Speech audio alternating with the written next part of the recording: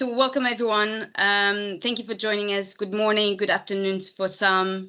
This is obviously an ABC live training webinar session on the pitfalls that most organizations often commit.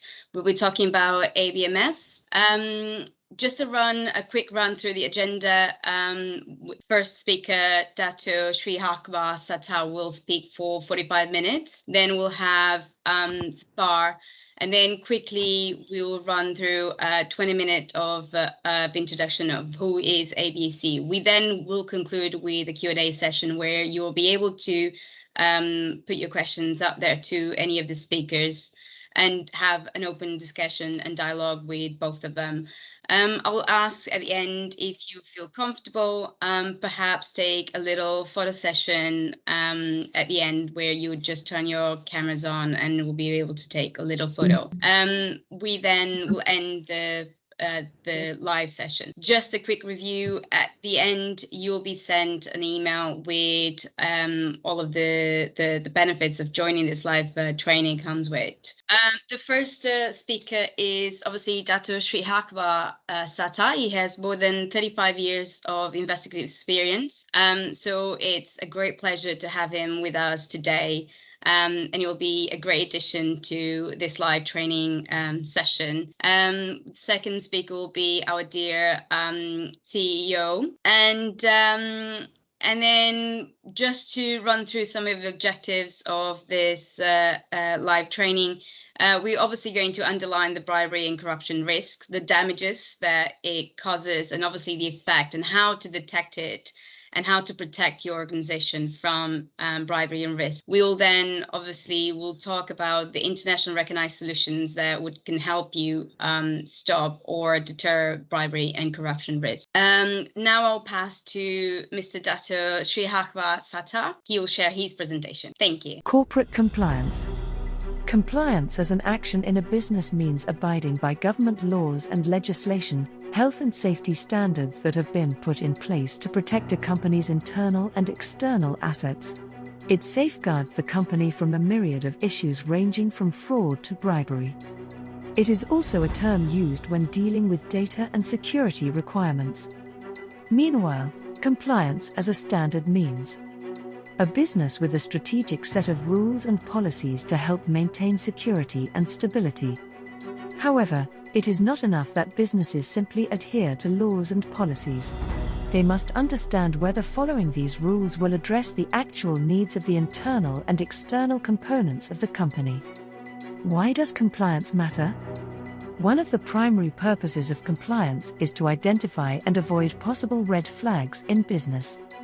The red flags can range anywhere from money laundering, fraud, bribery, or misconduct.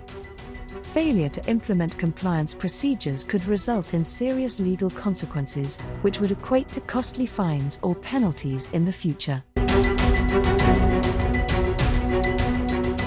Okay, so ladies and gentlemen, today, what are you going to take home? This is, I'll try my level best to share some of my experience and knowledge. What is bribery and corruption? Number two, the root cause of bribery and corruption in financial institution in a criminological perspective. And number three, how to spot fraudster, right? Number four, what can be done if bribery is detected. Number five, how to protect financial institution and corporation from bribery and corruption. So then we have a QA. So what is bribery and corruption? Actually, bribery is giving and taking. So it is more giving and taking. So according to a definition by Transparent International, corruption is the abuse of power. So that's the difference. But in Malaysia, of course, both terms are included in the Malaysian Anti-Corruption Act 2009. Then, as usual, according to Association of Certified Fraud Examiner, any country, any organization, any company will lose at least 5% of their revenue because of fraud. and corruption. So meaning to say that if you strengthen your internal control policy, if you can still save 2 or 3%, therefore it's a lot of money. And according to Transparency International again, you see the CPI for Malaysia, right? Prior to that, before that, I think we have to discuss a little bit about CPI. CPI is the survey conducted by Transparency International for 180 countries. Of course, they are using 30 secondary sources, not primary sources. But as you can see that most of the least corrupted country, they have been reformed. They conduct reform. Number one, politically. Politically, such as a more democratic country, you score high. Unless except Singapore, Hong Kong, and a few other countries, even though it is more semi-socialist, something like that, but still because of their internal control policy are good, therefore they score very high. And they also have a political donation act. These are the things that you really can improve your CPI.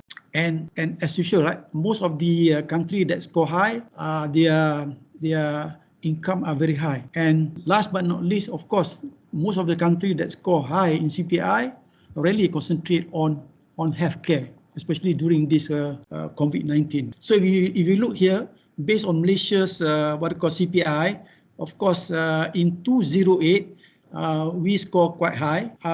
The score was 47 per 100. The score normally it will go by 100%. So the ranking was 61.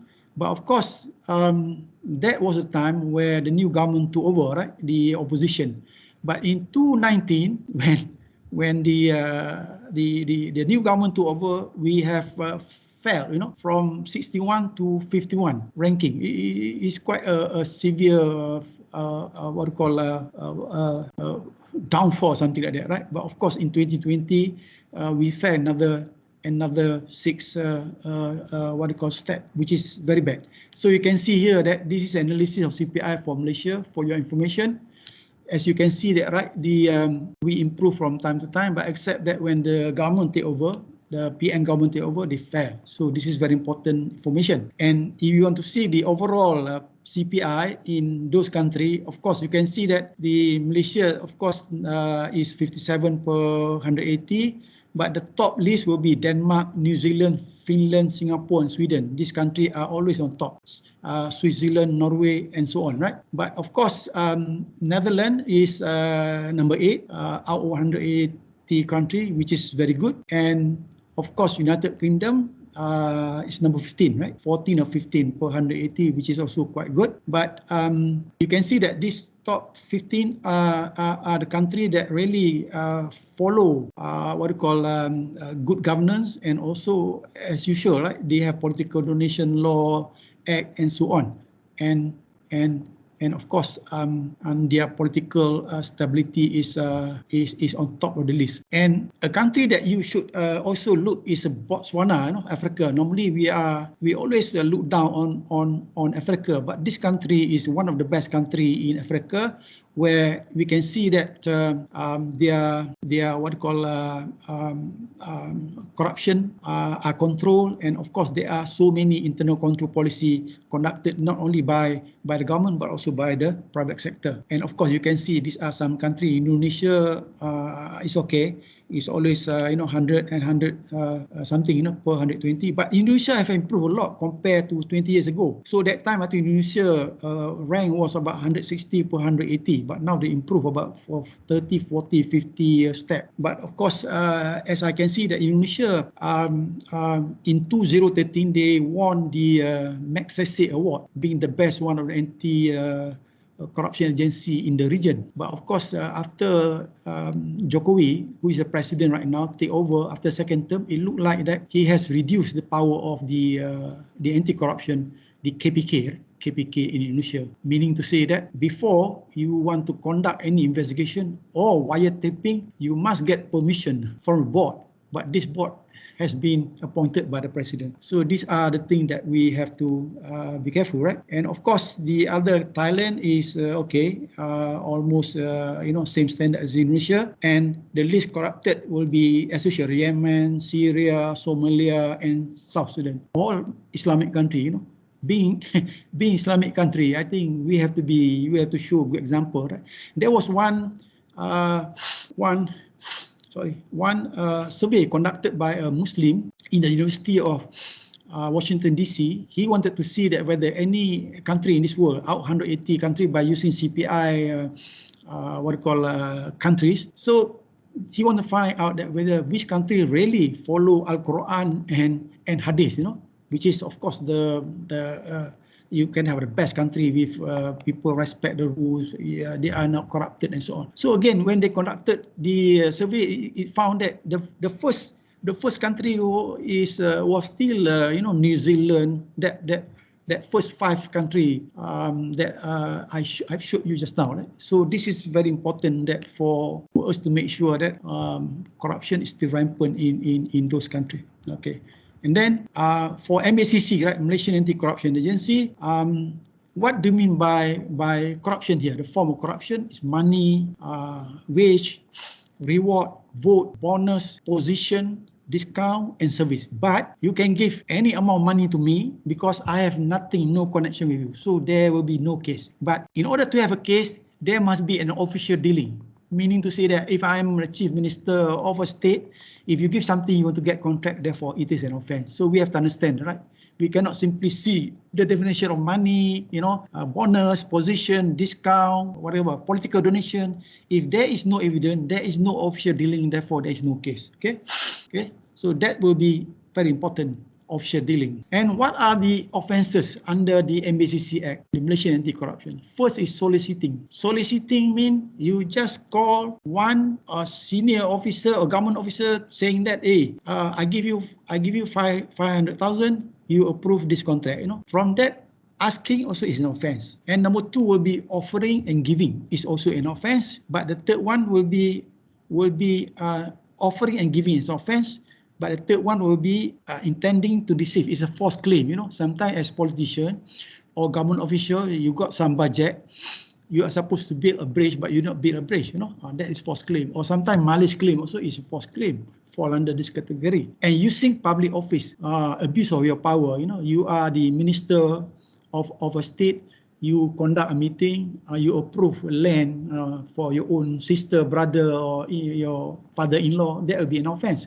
But politicians in this country and other country are smart, So normally they will declare themselves, Once you declare yourself, you let your other member decide. Of course, they will probably or mostly will select your company. So these are the problem. So what are the offence? The offence will be 20 years and fine a minimum of 10,000 ringgit or 5 times the value of bribe. But the problem with this law, if you compare with the previous law, the Anti-Corruption Act 1997, the penalty was reduced from 14 days mandatory to 1 day. So these are the politicians who are smart. So this is the main problem in our country. So meaning to say that if you are caught, you are arrested, then you negotiate with the DPP, the public prosecutor. They may ask you to plead guilty. They jail you 1 day, but you can pay, but you don't go to jail. So this is main problem. But to me, I believe that white-collar criminals, they are scared of going to jail. So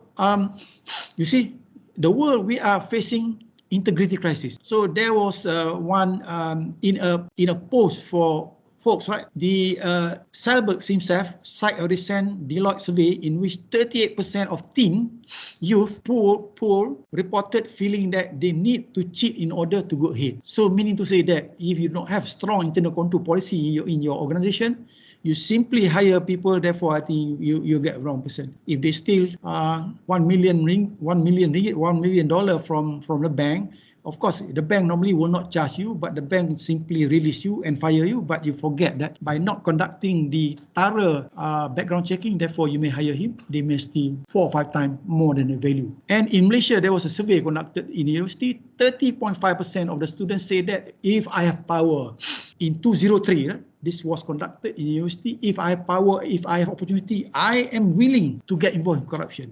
This year, 2015 to 2020, when the person who already promised, to get involved in corruption, they are in the system now. They are working in the bank, they are working in the firm, they are government servant and so on. They are politicians. And it is very sad to see that Of that, 52.5% are youth. The youth between the age of 29 to 39. So meaning to say that whatever they promised 10 years ago, therefore they did this. So this is a very bad image for the country. Therefore, I think the future of the country is very dark because they are in the system. They will become the leader of the country. Therefore, I think something have to do with this in order to prevent. So these are some for a local guy who want to conduct some research. This is the latest statistic, that I obtained from the anti-corruption agency, category by category. Public servant about 2,000 plus out of 6,000. Then you got public there, and of course other category. And these are the overall the infographic that I show you, right? So these are some information that you can go through and see. So information you receive a lot, of course, charge is only 1,900, but conviction is only 1,001. Okay, so these are our area. And what about the financial institution in Malaysia? So I got the latest statistic from the MACC. Therefore, these are the financial institution that has been charged by the local anti-corruption agency, right? So from here, you can see that the total is about, they receive information about in 3-4 years, right? They receive all this year, right? In August, until August, they receive 95 information. They investigate 18 files, arrest 7 person, but of course no charge, but conviction 5 must be the case they brought forward, okay?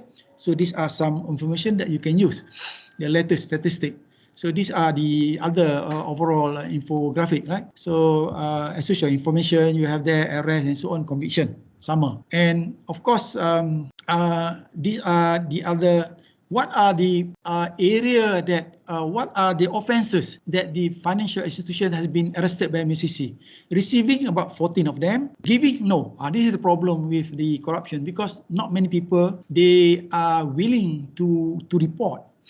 So normally, it's very difficult to, receiver, because the receiver normally do not report and also the giver also not report. This is a problem. So this is the problem that, that's why they have 0. False claim about 6, abuse of power 8, AMLA, anti-money laundering 1, and others, of course, 3. So these are the overall statistics that I mentioned just now. You can use this for your research and so on, or for your talk, right? Especially for financial institution, it's quite difficult to get this info, no? So I have some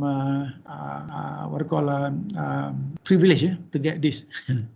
So what is the problem of corruption? Not only in Malaysia but also in other parts of the world. Number one is called hedonistic. Being a criminologist, right? I was working with the MACC for 18 years. So my salary was quite low. So there was one Hong Kong-based risk management company offered me a job, and of course the salary is 5 times more than the working in MACC. So I went and worked there. But after working there, I found that, because the charge is very high, I say, why not I set up my own company. So after I set up my own company, see, not enough. So according to human, right, we are never enough. So we always maximize our pleasure, minimize our pain. So we have to be careful of that, right? And number 2, social bond. Right? Social bond is the motivation to commit crime inherent in nature. Today I am 60 plus, I've been talking about anti-corruption, but I don't know that tomorrow I may commit a crime, right? Because of money, wealth, position. Because now people do not test me with power yet. I don't know, right? There was one guy, a grandfather who molested her granddaughter at the age of 10. He was 84. Investigation by the police shows that from the 10 until 83, he is very religious. He was religious. He went to pray in the mosque 5 times per day and so on. But his social bond, split second syndrome, broke at the age of 83. So once you commit your crime at this age, I think it's quite difficult for you to improve yourself. So social bond, meaning to say that we don't know what will happen to us tomorrow. But of course, being a Muslim, right, we have to pray ourselves every morning, our solat subuh, to make sure that everything is okay with us, because temptation is high, especially if you have power.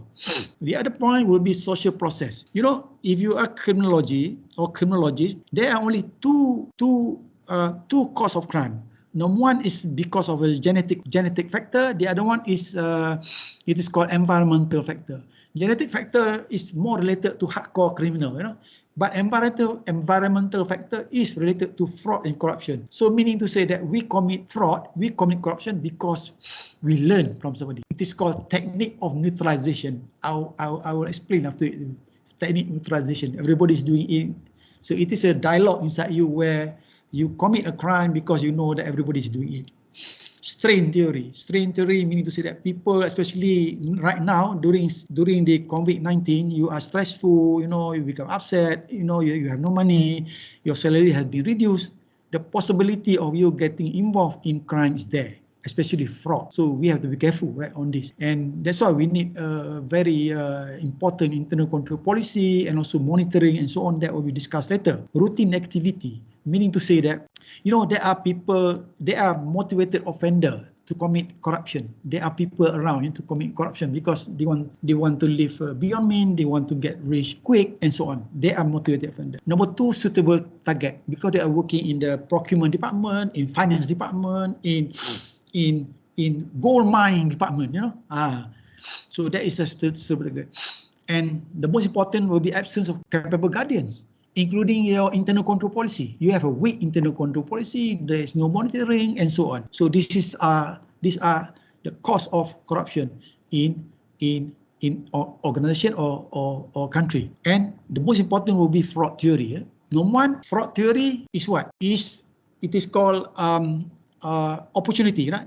Ability to execute plan without being caught. You always think that. So when your internal control is weak, right? When you are working in a gold mine, department, and no enforcement, not in place, not effective your internal control policy, and of course segregation of duty, there's none there, nobody cares about that. Too much trust, sometimes you trust your PA too much, your officer too much, so this will be a problem. And of course, poor tone at the top, poor, because your boss is no good, therefore they will follow. The second one will be pressure. Pressure, in Malaysia is quite popular, that pressure from the wife, right? Because I think the ex-prime minister was arrested because a lot of people are telling that because of wife and so on. These are some allegations, right? So pressure from spouse, may not necessarily wife, but also the husband, who have wife who are VVIP, working, big post, high post in certain area. And of course, when you have that, illicit activity, lifestyle need, this is one of the main problem, one of the main reason people want to live beyond mean. So the other problem that I mentioned to you will be rationalization. Rationalization meaning to say that, if my boss do it, why can't I do it? Everybody's doing it, If I don't take, somebody else will take it. So this is called rationalization. To me, rationalization is the main point that corruption occur especially in our country, because you can see that even a prime minister has been arrested, has been charged and committed in the high court. So people are looking, the minister are looking. So if the prime minister take it, why can't I take? Then when the minister got involved in corruption and bribe, of course the Secretary General also will be following the footstep, and that will go down, to even to the desk officer and so on. Okay, but we also have to be careful with that, also that not only the weak law enforcement in adequate legal framework, but also we have to look at the behavior issue. But this behavior issue can be improved by implementing good internal control policy, and also a certain area that can improve the organization. So number one, how to spot your fraudster, how to see that whether your staff are involved in corruption or not. Number one, go home late every day. You know why? During this IT digital age, therefore it is the best time to steal information at 4 or 5 when your bosses, your staff have gone home. So this is very important. Always have to be careful, right? Go home late, you steal, because information can be sold, as I told you, right? Even today, you can see that even they are selling roughly about 50,000 or 50,000 ringgit, the content, information on our registration department, right? I think that can be easily obtained in the dark web and so on. So information can be sold. In Malaysia, to be frank to you, if you have an IC, you can do wonders. They can even find out how much money you have, where are you, what kind of status you are, and so on. Because the problem, the integrity of the people, the integrity of the handler. Those are working in the bank, working in institutions, so all they are selling information too close to the client. So that's why it is very important for us to conduct a morning prayer. Morning prayer, sometimes you have 6 or 7 staff, maybe every day, or maybe 3 times per day, you conduct morning prayer by asking them, hey, what are you going to do today, tomorrow, and so on. But in the process, that will be the best time for you to spot a red flag. Sometimes you see that one of the staff, living beyond mean, wearing expensive watches. At least you can ask. So this is the best time to spot. And then some of them were too close to the client, playing golf only to one person. Therefore, I think you can warn him and so on. So this is preventive. But in order to make sure that your subordinate, trust you, believe you, you must be whiter than white. Correct. Never underestimate your subordinate that they know what you are doing. Right. Their intelligence are quite good on this area. Refuse promotion. Why? Because this is a gold mine. Why must I be promoted? My salary only be increased 1,000. I can make million. Refuse to be transferred because I'm also in the gold mine in this section. I don't want to be promoted to be the Secretary General. I might as well be the Deputy Secretary General in charge of finance or procurement. I can make a lot of money. So these are some red flags that you have to be careful. Therefore, I think it is very important for you to have some rotation. Right? Make sure that your staff must not be there more than 3 years, maximum 5 years. You have to rotate. No vacation. You know why? I think right? All big company, multinational are having this compulsory leave, correct? So that you can check some of the thing, when they are not the office. So this is very important. Some of them no vacation. So you must look at this what they call area. Suddenly resign, correct? And then working with somebody's office. Then living beyond mean.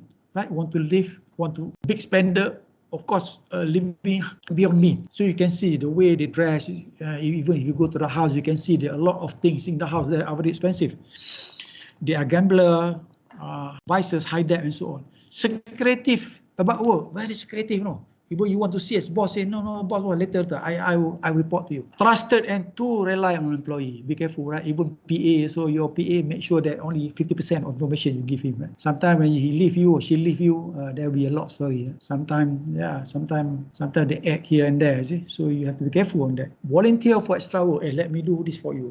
Has technical skill to pull off. I think this one, something got to do with IT, like the one that we lost in the registration department and our income tax department, right? They are selling the information. So this kind of thing normally are done by the IT department or of course by hackers, right? Financial losses, recently demoted, you have to be careful also, right? They will make sure that they will go out to get involved in fraud and to teach you a lesson. And in Singapore, a lot of them has been listened to this kind of anti-fraud anti-fraud courses and talk. So some of them drive old car to the office. So you have to be careful, right? Must be smart. We have to be 2 steps ahead.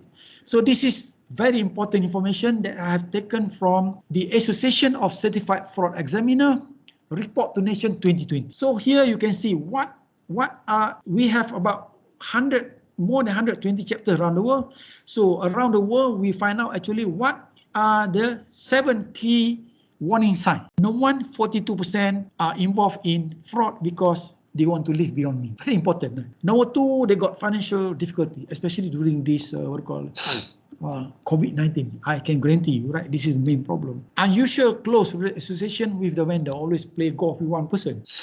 And control issue, unwillingness to share, as I mentioned to you, right? Irritability, suspicious of defensive, very defensive, wheeler, dealer, and so on. So these are some of the information. And classifying red flag behavior again. Same, right? Too close to the vendor, 19% in work duty. Control issue, unwilling to share, 15%.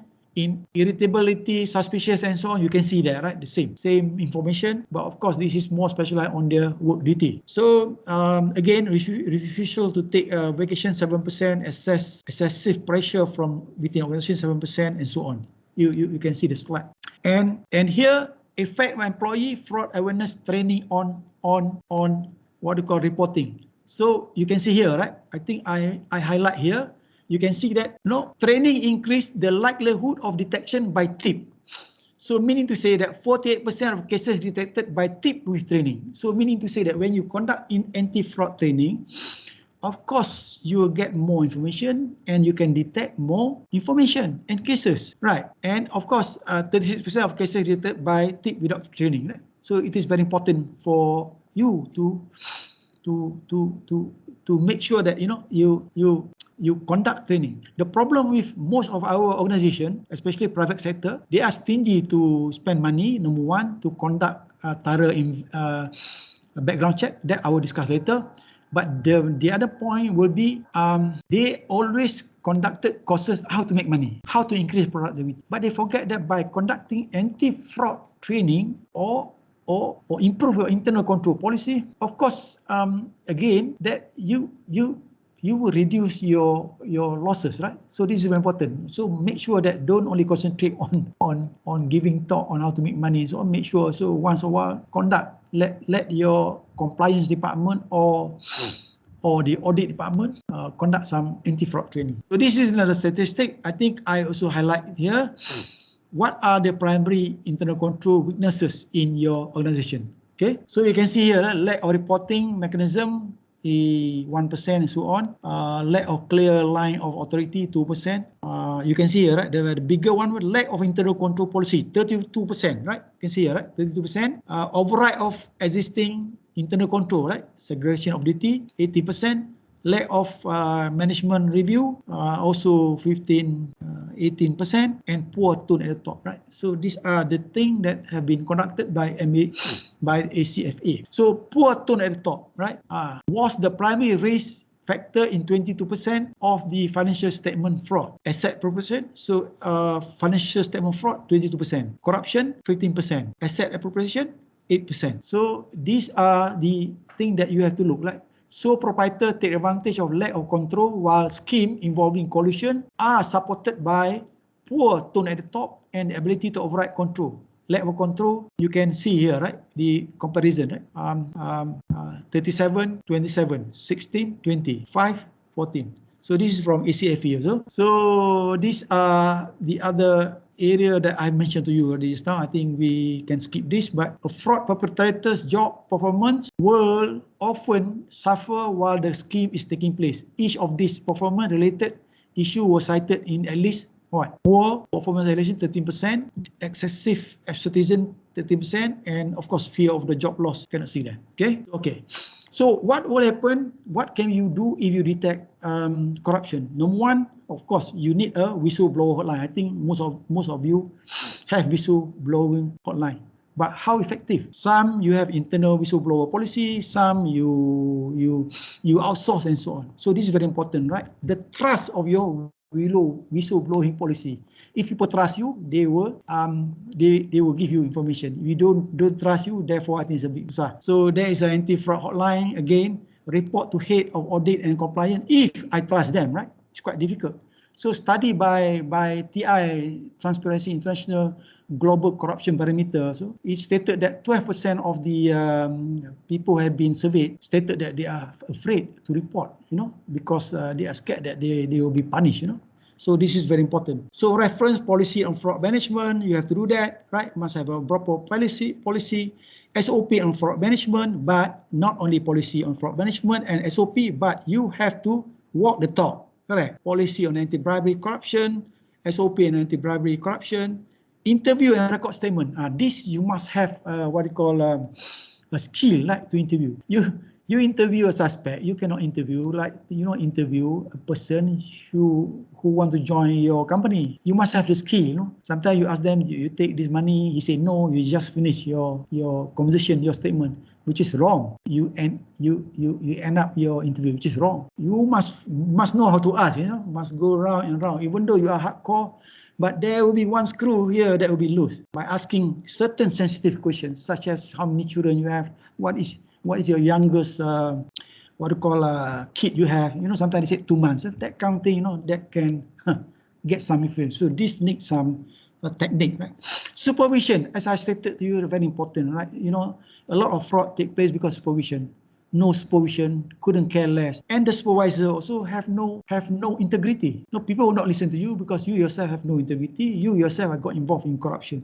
So therefore, it is very important, right? to make sure that you are whiter than white before you can supervise people. To recover money defrauded, I think this one is quite difficult. Once money lost, I think it's quite difficult to get back. It's very difficult to get back. So unless you conduct a thorough investigation, that also is quite difficult. Reporting, there must be reporting system, meaning to say that even though you are a bank institution, therefore I think it's important to report to the law enforcement agency so that people will not repeat the offence. If not, I think they'll be repeating because you simply sack them. Others will not be scared. Escalation of process, corruption by director to be investigated by external party, possible, right? And number two, if you investigate internally, right, your same level, how are you going to address? Sometimes he has datuk ship. How are you going to address? Are you going to address him, datuk? Did you take the money? That kind of thing you must know, right? That addressing the target is totally different as addressing your bosses, somebody that have that kind of status, right? So this is very important for you to get information, your body language and so on. Very important. But this one is not in the book. It is experience. Experience, yeah. And of course, corruption by management to be investigated by external party and reported to board if you want it. If you have your trusted committee and so on, you can do that. Corruption by staff, of course, again, as I mentioned to you, can be conducted by internal audit and so on. But again, you must have some experience and of course skill, right, to get the information. A lot of information you can get free, how to get it. Even if, not only via Google, but there are a lot of ways, to get some information from the police department and so on, But that need really a skill for you to obtain through experience and having investigation, technique and experience. How to protect financial institution and corporation again. So this is very important one. It is called area of negligence. That's why I like it. Area of negligence. Number one, recruitment. As I mentioned to you, it is very important for you to conduct background checking. Because as I mentioned to you just now, sometimes one bank sack you, and then because you are stingy with your allocation some money, to recruit new staff, to conduct a thorough background checking. Therefore, I think you will be getting a wrong person. Sometimes they stole 1 million in the bank in your office. They will stole maybe 4 or 5 times. Number one, conduct background checking. Number two, of course, in US, Singapore, they use polygraph examination, right? You can test whether he has been stealing from the previous company, drug pusher, and so whatever you need to do. It is 98% accurate if handled by the expert. And training, okay? Training is very important. Normally in Malaysia and developing country, director of training will be a person who has failed working in in administration department and also in operation. So they put you in the training, which is very long. Training means you have to put the best brain, the best people, the right person, right? And training, there are two ways. Number one, to produce a specialist or to produce a journalist. Sometimes you want your staff to be a journalist. Journalist, that means specialized in investigation or specialized in insurance.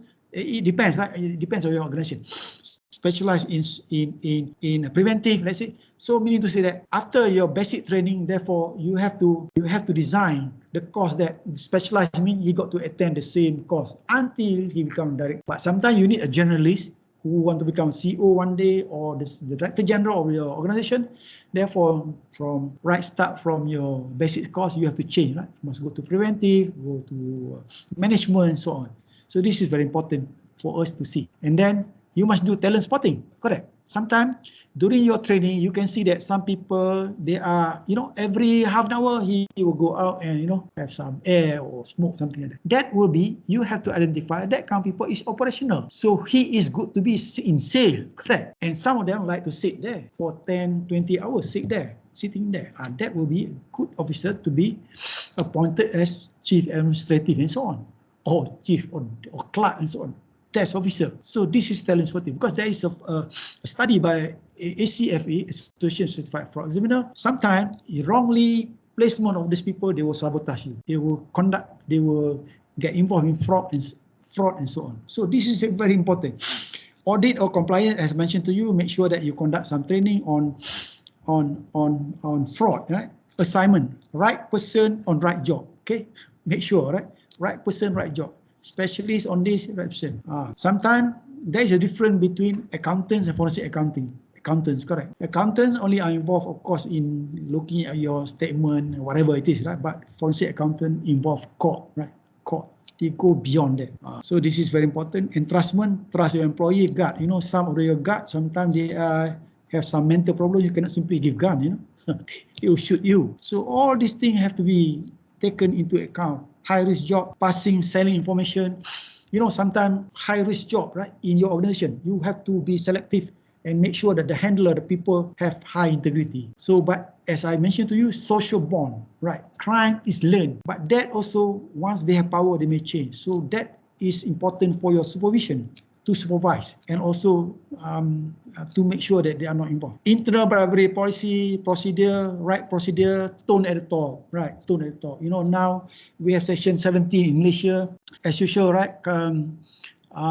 Prior to this, if your employee has been arrested, of course, you only got trouble with the MBCC or the police. But now, not only you got trouble, but the owner of the company, the CEO, the middleman, and so on, and also the company will be fined. So this is very important for us to take care. Intellectual honesty, walk the talk. You know, sometimes you promise your staff to do this, to do that, but you don't do. Keep your promise, walk the talk. Good working culture, be nice to your staff, so on. Fit and proper assignment, make sure they declare check, right?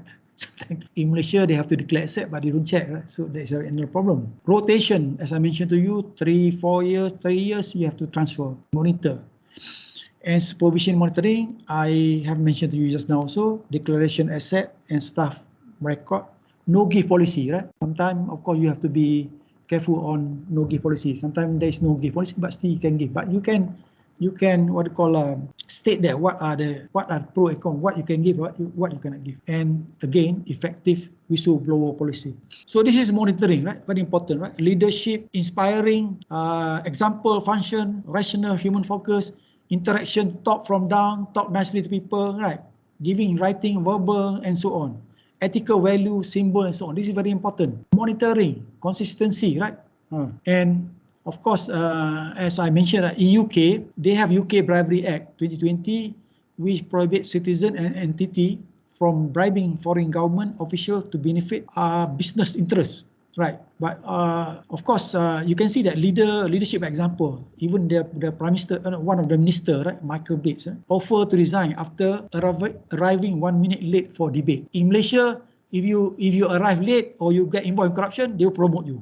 This is another problem. So even in Netherlands, special team increased foreign bribery enforcement, leadership example. So you remember the Dutch PM, I think last week resigned of his government because of why? Management of children subsidy. You know, they are proud, you know, they take responsibility, but not in Malaysia, you know, they'll be promoted. I'm sorry to say that. But of course, we have section 17 right now. Of course, we hope that this thing will improve, right? And then US the same, right? Same as UK Bribery Act, the US Foreign Corrupt Practice, right? Whatever the company, US company got involved in corruption, you bribe a government official here, therefore you can be, you know, charged and investigated. So if you want to be popular, you want to make everybody happy, don't be a leader. Sell ice cream. Okay, this is very important. Sell ice cream, everybody will like you. Because as a boss, your staff are found, you know, stealing some money. You want to be popular, right? So therefore, I think you better resign, sell ice cream. So integrity. Doing right thing even when no one is watching. Leader, you need three kind of I have 1 more minute, sir. You have three criteria of leadership. Number one, integrity. So you know what's right, what's wrong, do right thing when there is no one is watching. Number two, merit. You must know to do your work. Number three, very important point, which is less likely to find. Courage. In Malay, it's called berani kerana benar. So meaning to say that you have courage. Something wrong, you have to say wrong, right? Even though you will be transferred somewhere or you will be sacked, but this is very important point to have leadership. So so these are some of the three line defense for you, you know, those who want to conduct study. So the most important here line of defense will be the boss, the management, right? You have to control, you know, if there is corruption, you must defense there and then, rather than close one eye. Then if you fail, then of course you will go to second defense. The risk management, the compliance, so on, but still fail, of course you go to audit. So make sure, since section 70A is there, so therefore I think you must have the agenda on corporate governance, right, to make sure that you know something is wrong with the company. because you have to remember, according to ACFE, you are losing at least 5% of your revenue because of fraud. So these are some of my last slide would be the summary of the talk, right? Number one, hire honest people and providing fraud awareness training, right? I mentioned to you. Number two, create a positive work environment. Number three, implement employee assistance program, right? So you have some counselor, to talk something, and also even the to when somebody have some problem, financial problem, and so on. Next will be having good internal control policy, right? Get a good company, prestigious company. Make sure that you have a good internal control policy, so that you can improve a lot and you can reduce fraud. Of course, you can reduce fraud and corruption. And number two, discourage collusion between employee and others. So fraud only take place when there is collusion between internal and external people, correct? So you can see that any fraud take place in your company is not only because of outsiders, because people inside there.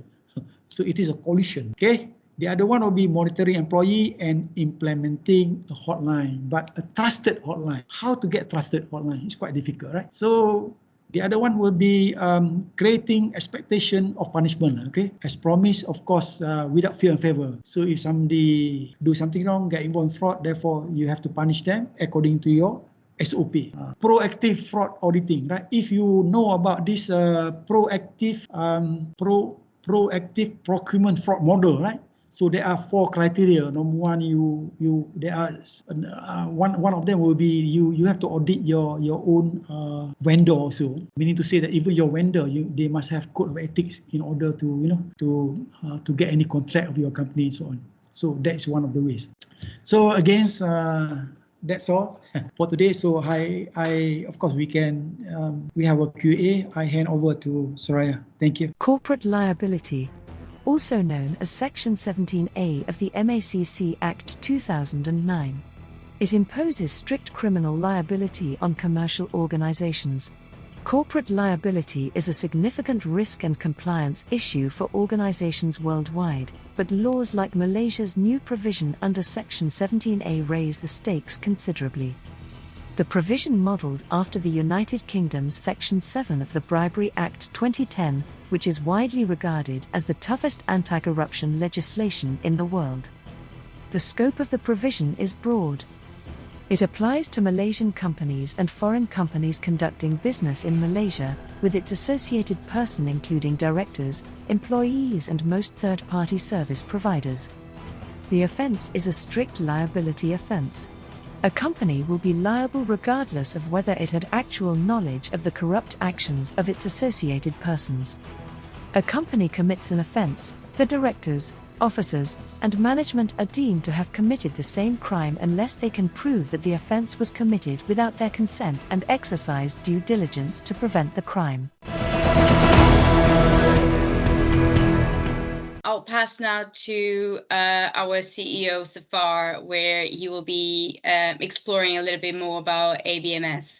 That's it. Perfect. Okay, thank you. Sure. The main issues we have in front of us is the current threats. So assessing your corporate compliance program is not only a regulatory requirement in most of the regions, but it's in the best interest of the business, especially the companies working globally. Their business interests are more with third parties, not only local business, but global business. So if we look into the current threats, so maintaining a consistent and effective level of integrity throughout the organization is a major issue as of now. Then ensuring the integrity of outside partners, which is third-party risk management, your suppliers, agents, or other business associates. That is another level of threat for an organization. Then to the conformity with your regulatory requirement especially talking about Malaysia. So there will be MACC Act, which was enforced in June 1st, 2020, to introduce the corporate liability amendment. So these are the currently threats. So we will check how we can mitigate these threats with the best practices available. And if we talk about requirements, so regulatory requirement is to demonstrate your adequate procedures. So adequate procedures actually introduced way back, if you check in UK Bribery Act 2010.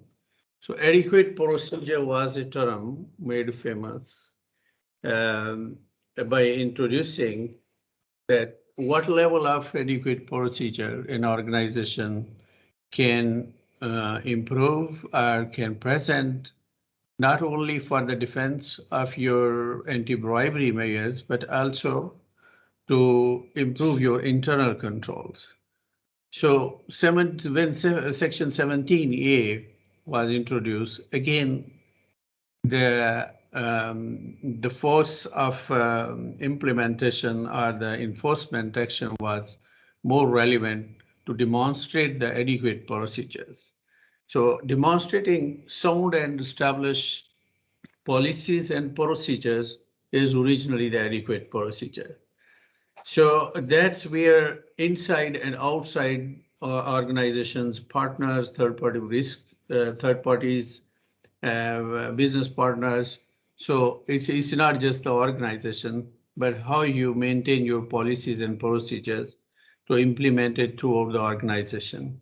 So that was originally where the business, not only to demonstrate their effective policies and procedure to stop the bribery at first instance, but also to continue their monitoring process.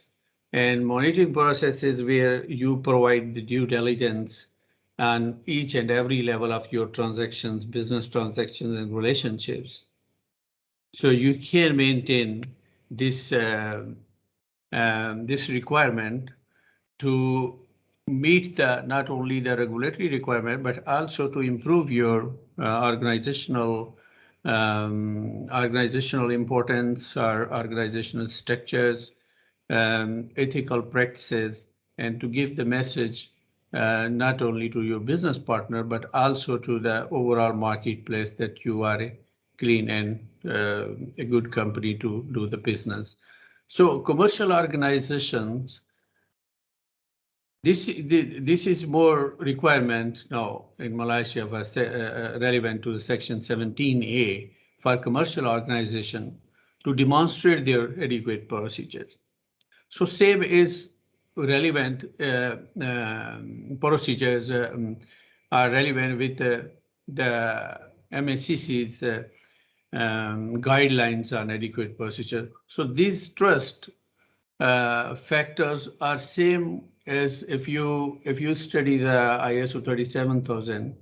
So the ISO 37000 is same speaking that top level of commitment, then your risk assessment, undertake control measures, systematic review or monitoring and enforcement every year when you have those procedures, then training and communications. So this is the same what ISO 37000 is providing. So the most close international best practice what we can see is if you wanted to demonstrate your adequate procedure, so you can adopt ISO practices, ISO 37000. It's not only a certification of your or verification of your internal procedure and policies, but also it's a continued improvement process, which is every year reviewed by external experts, and then you are certified. And this is where you can meet the regulatory requirements and you can demonstrate your adequate procedures. It's well explained in Malaysian Anti-Corruption Commission's National Action Plan. And we also provide our certification approach is not only to certify your procedures, but to ensure that the level of procedures and policies are meeting the requirement of regulatory this law or regulatory requirement of MNCC Act. So the question is are your supplier, are you prepared? Prepared means it's not just your organization is certified, you have policies and procedure, but it's not in line with your international, global, or local working relationships. So working relationship is when your suppliers or outside partners are on the same line or are at the same page, and they are performing, their relationship is at the same level, which you are establishing in your internal organization's controls or internal controls. We have those, some case studies are mostly where the organizations are certified, but their third parties relationships are even sometimes they don't have a proper due diligence on third parties. So the purpose of adequate procedure is that it's not only your organization, but it's also go through to your third party working relationship. So which is where you can conduct your risk assessment with third parties and what level of their compliance, and always conduct a due diligence before entering to any kind of working relationship. And then a third party due diligence, which is also in some part, it's called investigative due diligence or integrity due diligence. That is essential part of ISO 37000. And also the UK Bribery Act is one of the main principle is that you must conduct due diligence before entering to any working relationship.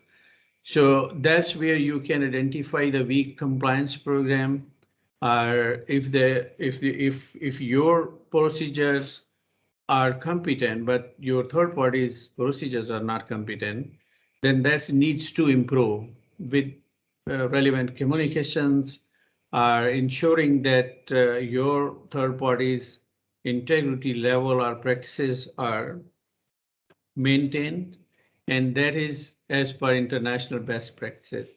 So this is very important that when you find yourself that you are prepared, so this is not only your organization, but also your third parties. So sometimes it's a missing part that some organization, they don't have even a minimum level of due diligence process. And that will cause a great level of threats. Because if you go with the latest case studies for FCPA and UK Bribery Act or any relevant enforcement actions, most of them, those organizations penalized due to their third parties. Their agents, their third parties, they pay bribe somewhere, or they offer bribe, or they do business, dirty business in some regions. But ultimately, that will not be an excuse for an organization that they don't know if their third parties have due diligence process or the proper procedure or not. But those excuses will not work. So organization needs to ensure that your third parties are at the same page. So assessing your corporate compliance program, this is a comprehensive process. So risk assessment is not just what is called ISO or what is called, for example, your internal processes, but it's a wider in understanding and in practice. For example, when we speak on risk assessment, so that's more relevant to the effect of certain areas.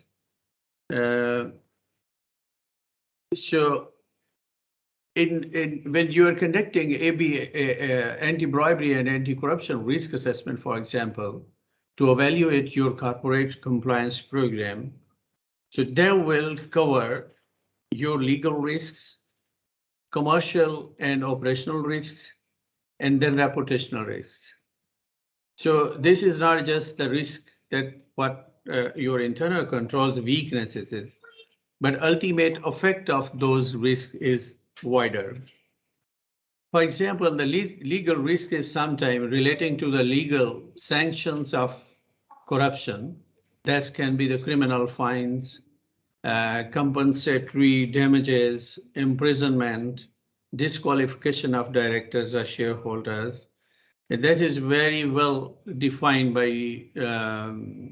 different convention by UNO, especially on corruptions, and criminalization of various level of corruption acts, and there is more bribery, national and foreign public officials, embezzlement, and then money laundering, proceeds of crime. Those are all is the relevancy of the risk assessment when you are conducting that. If there is any possibility or weakness of your corporate compliance program that's relevant to the legal risks, so those legal risks needs to be covered when you are conducting risk assessment. Then the commercial and operational risks are there. So mostly it's relating to negative impact on the day-to-day activities, which specifically buying, producing, selling, hiring, investing even. And it's not only the public tenders, but sometimes it's the financial conditions. So the commercial and operational risk is always relevant to those activities. And when you are assessing your corporate compliance program, that's very important to understand the commercial and operational risk of the business as well. Then on the top of that is a reputational risk. So reputational risk relates to the company's standing and its employees among peers, family, friends, and the general public. And a negative reputation triggers additional consequences, which can be corporate commercial sanctions, decrease in sales, or business investment, or investor will lose their trust if your reputation is. So major, if these three components of your bribery risk assessment framework or corporate compliance program framework is not covered, then there is a possibility that risk assessment process will be weak or lacking some adequate procedures, and accordingly the organization needs to create their own benchmark. That's not only respond to these risks, but also provide relevant solutions, relevant procedures, and then you can conduct your annual reviews, or you can go for a third-party certification. So these are the areas. So we design after a long research or working with different clients. So we look like in a practical manners, how you assess your corporate compliance program. So that is, one is a specific checklist, then your assessments, and then monitoring and a continuous surveillance of every year to ensure that your compliance program is not only effective, but it's effectively implemented. And this is where you can attach different international best practices when you are in the assessment or monitoring side. But let's talk about some elements in our checklist. So the risk assessment is based on different root causes. For example, you can check if your company operates in high risk jurisdiction, and even not your company, but also your third party service providers, your subsidiaries, or your branches. So if that is a high risk area, so high risk area mapping is, again, you can check CPI Index of Transparency International to check the level of risk of those countries or regions. And when you check this country is or this location is a high risk area, then you can set the risk level. So risk level is high, medium, or lower. So it's again depend on your location. Or if the company is operating in a high risk area, then your level of risk assessment will be higher. And that will go again in monitoring and surveillance, for example, that every year you will be checking that your company is, if that is expanding. So you are expanding in high risk area, low risk, or medium risk. So accordingly, you can design your corporate compliance program to check if you are meeting the regulatory requirements or not. So that's where you can adopt your risks, change in the risks, or you can continuously work on to effective risk mitigations. So these are some kinds of a practical approach. Then most important thing is, again, when you are conducting a risk assessment, are there particular area of the business where giving bribes are most likely. For example, in some countries, some regions, there is a tradition to pay bribe.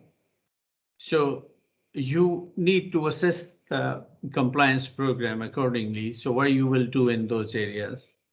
So again, this is where you can find the business area, jurisdiction, the level of risk. And then again, it is a continued process of annual monitoring to check and confirm organizations still have appropriate actions or appropriate procedure in those areas. So these are the checklists, or these are the practices where you can check that your compliance program work is in practice, and you can adopt as a risk change, and you can adopt your policies and procedure for effective investigations when there is a misconduct reported by internally or externally by third parties. And you can identify accordingly the root cause of misconduct if that is reported. Sometimes it's not just the bribery, that can be internal embezzlements or frauds or other issues. And accordingly, you provide the remedies. So what assessment of risk is very important when you are working on a corporate compliance program. So the other factor when you are conducting a thorough risk assessment and developing your procedures or guidelines for those procedures, you also need to check that the bribery is more likely in tradition in some countries. So what will be the what will be the procedure? For example, if there is any facilitation of payments, which is a typically requirement in some countries, that you need to facilitate to get the business or to get business done, or maybe some public officials dealings.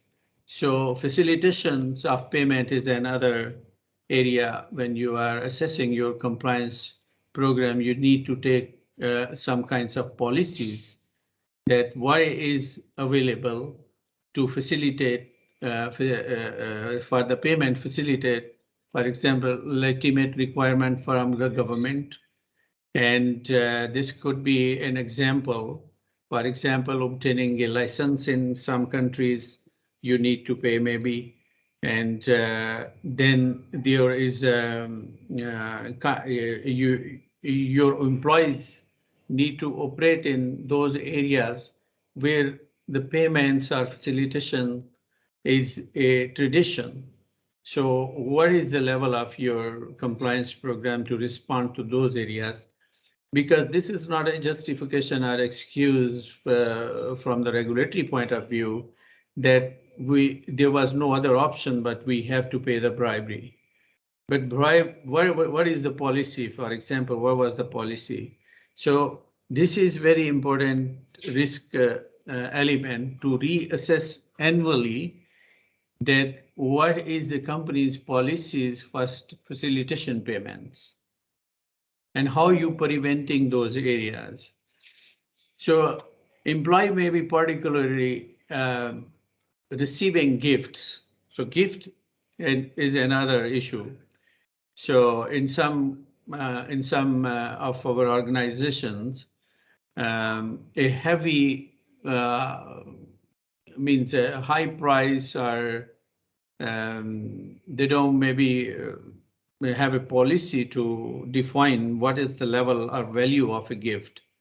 But the giving gift is a tradition. So what is the policy actually to giving and receiving the gift? This gift is not only the gift, there's a hospitality, political donations, and sponsorships. So this is an essential part of an anti-bribery management system and anti-bribery compliance program.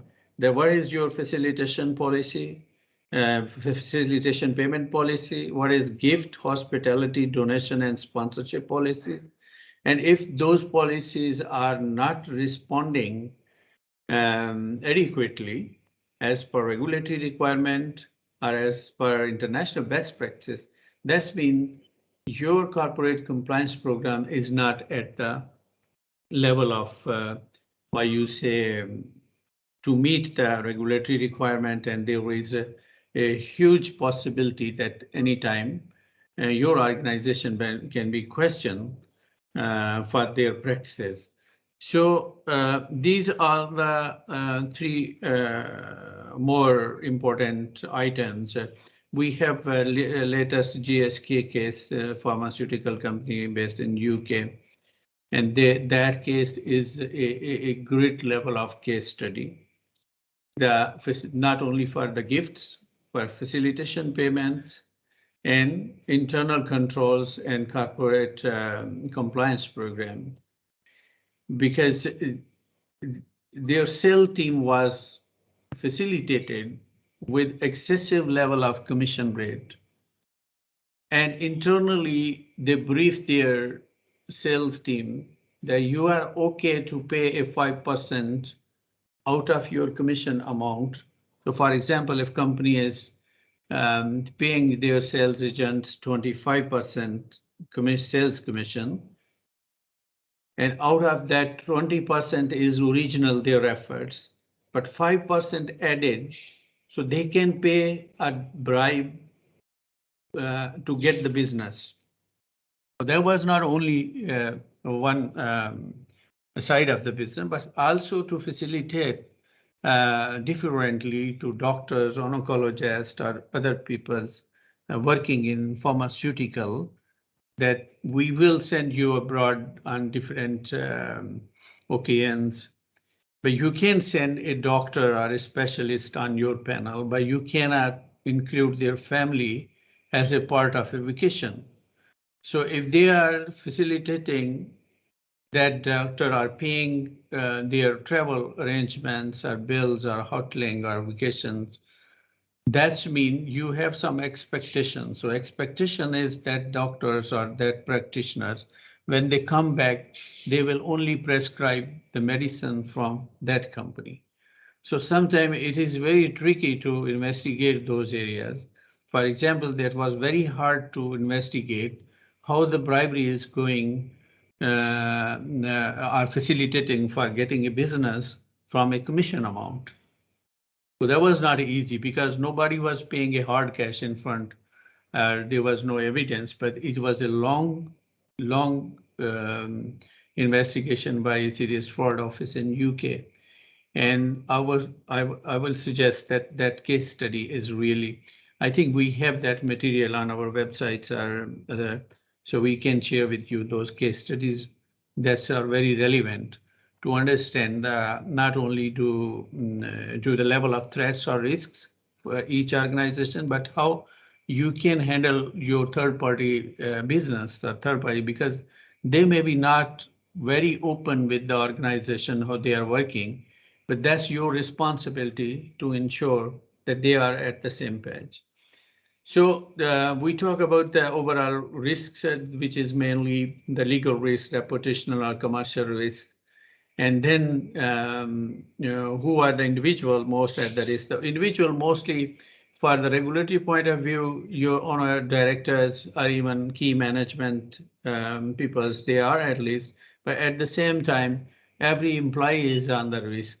If they belong to a corrupt organization or an organization is a subject of a criminal investigation, so obviously each and every individual will be at the risk. So wherever they will go, if they have those reputational risk with them.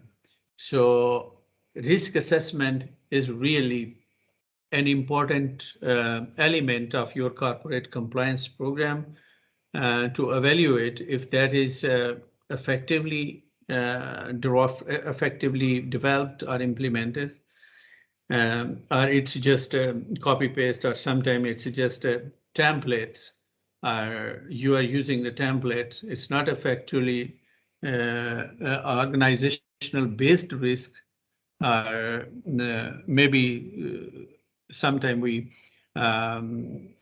sometimes the approach is very fast without assessing the proper risk or basics of those risk assessment areas, and we just use some kinds of templates.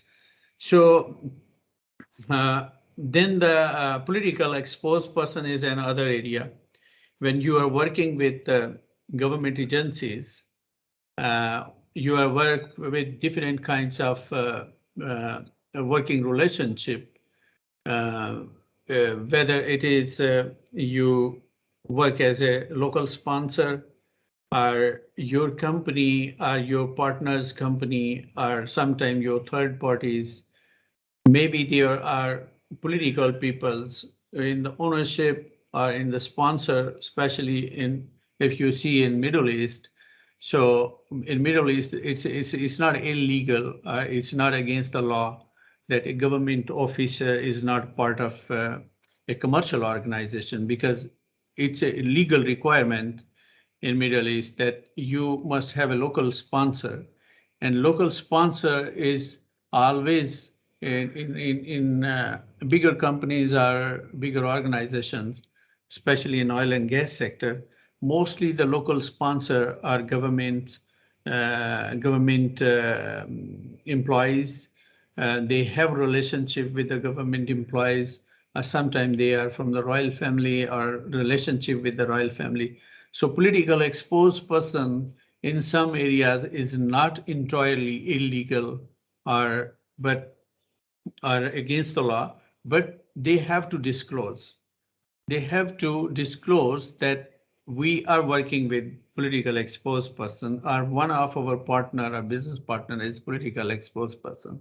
So if you hide that, so that's automatically triggered to the regulatory sanction that you are not exposing the political exposed person as a part of your business, because you wanted to influence on the tendering process or other public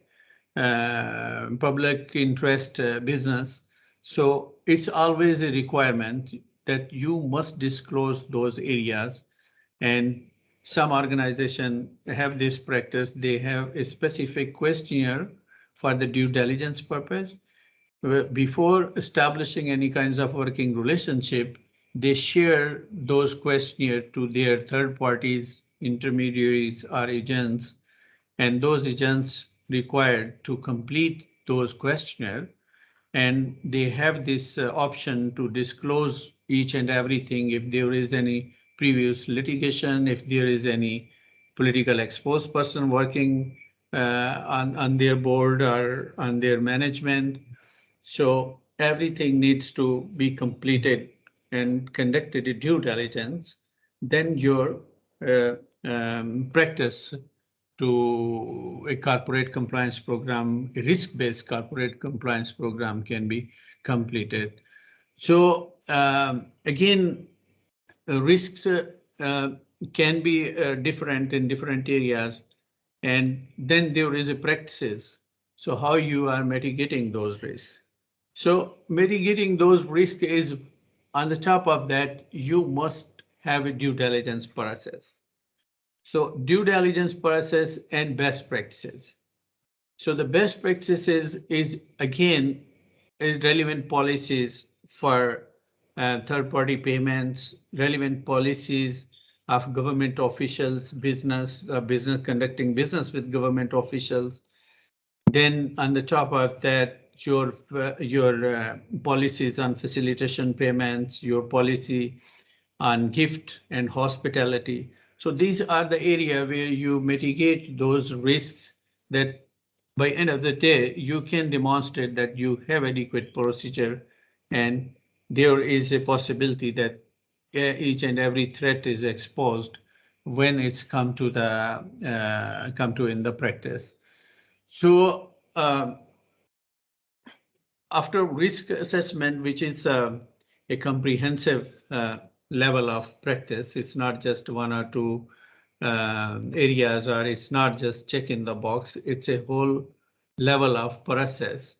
And especially in those key legislations where the Foreign Corrupt Practices Act of 1977, which is the US-based legislation, is again, every year they provide different kinds of guidelines how to evaluate your corporate compliance program. And the most recent evaluation or guideline from the FCPA point of view is that you must have adequate procedures. So if you don't have adequate procedure, there is hard to believe that the organization was really serious at first instance, and the bribery is not intention, but it's an accident. So this is a best practice, and this is not only the best practice, but it's a legal defense when unfortunately, if you are questioned or you are a part of a criminal investigation. So then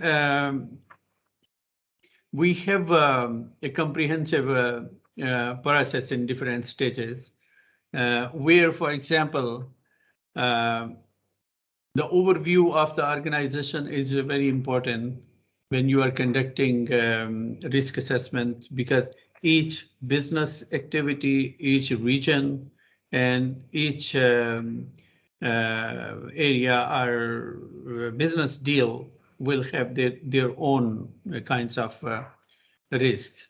So when you are conducting, for example, third-party risk assessment, and if you wanted to check how ISO 37000 is effective and provide additional safeguard to demonstrate adequate procedure, which is not only defensible anti-corruption compliance procedure, but also provide you a comprehensive overview of your corporate compliance program. So where you are and where is the gaps. So the core practice of adequate procedure is, again, it's compliance policies. You need to design your compliance policies, comprehensive anti-bribery and anti-corruption compliance policies. Then you need to establish a transparent and independent reporting channels within the company. And that's not only it's in the books, but you need to provide a proper, effective communication from top to the bottom, that we have a zero tolerance policy for corruption, and each and every employee must have that knowledge that our company is not tolerating any kinds of bribery or corruption practices. So effective reporting channel is very important to implement those policies or adequate procedure.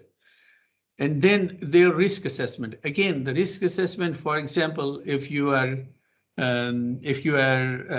certifying with ISO 37000, so it's automatically a 3-year cycle of certification. Every 3 years, you will have a comprehensive risk assessment again to check and to analyze your gaps and to improve your internal controls.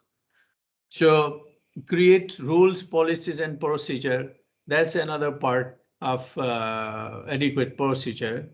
So these 3 elements are really, if you implement, if you wanted to implement policies effectively, so these are the areas to start analysis and to check your implementation policies accordingly. So we talk about how to defend. For example, how ISO 37000 is a effective, adequate procedure to defend your company if, unfortunately, or if there is any kinds of litigation. So how this is affected? The question is, it's not just a certificate hang on the wall. The question is how effective ISO 37000 implemented in your organization. And that is really a best practice. It's not only a game changer. The ISO 37000, if effectively implemented, so there is a means assurance, a kinds of certification, not only just to your policies and procedure, but to give you a peace of mind that you have adequate procedure in place. And when you have those controls or check and balance or integrity level of policies, so they will be a very difficult for external forces or other factors to give you a bad time or a kinds of disaster or in the litigation, because litigation is all about the defense. So you have to prepare for that. So what is the defense? It's not only regulatory requirement that you implement this ISO 37000, but it's also a best practice, international best practice. So establish a system which not only effective, but effectively prevent, detect, and respond to bribery. So that's only possible when you have an effective implementation of policies. And anti-bribery laws are a kinds of